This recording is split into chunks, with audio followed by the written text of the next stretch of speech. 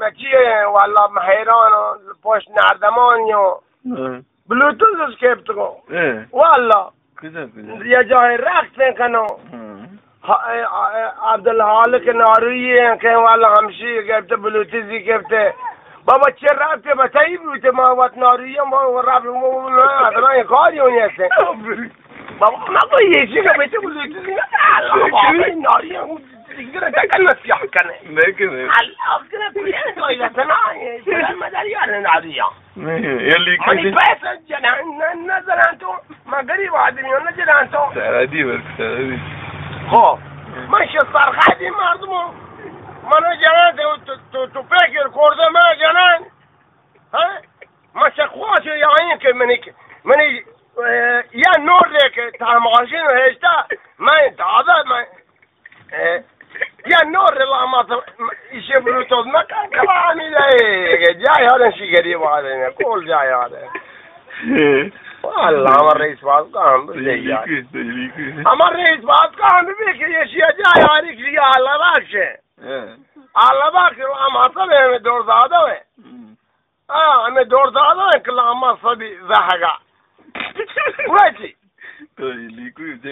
یا شبیه حتی محاصرش که بگه مایا شما تفنگ داری بلند شو بیرون من گفت برو کت که گفت تو حسان چید بچه چهار مزا محاصره سلازه یا دیر زنگ زده با خدا دیر زنگ زده سلازه یا بر ما یا بره چهار او بچه 3 نفر سوزا معمول منی گو رئیس بانکا بشین همیشه جوانی عاله منی گو حالا بخش توی من گو ها منو گه منش نندارینت برات منش هنیو نندارینت مات مش گفتی پیرزال تو بشینم اونجا شما برای یه سربازی دوار محاصره کنی بیچاره لب دوار چیه دوار چاره دوار ایوان هدا صاحب تره نون فقط ها جا یاره نه لیکو نه لیکو دیگه اگه بس یک لیکوی باشیم با احمد جام جا نه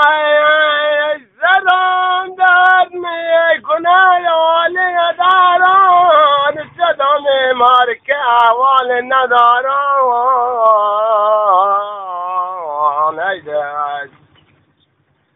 یانم به قبرستان گذر کردم دمادم شنیدم لاله و فریاد آدم شنیدم کله با حالت میگفت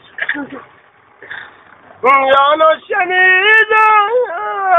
کله با حالت میگفت اگر دوزخ چنین است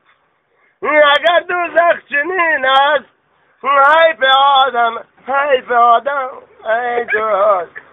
ای دوست وای بر من بیکار وای بر من بیکار وای 5 ساعت من مایی کش بابا مایی کش بدر مایی داری لیکوانی جنل آقای سلام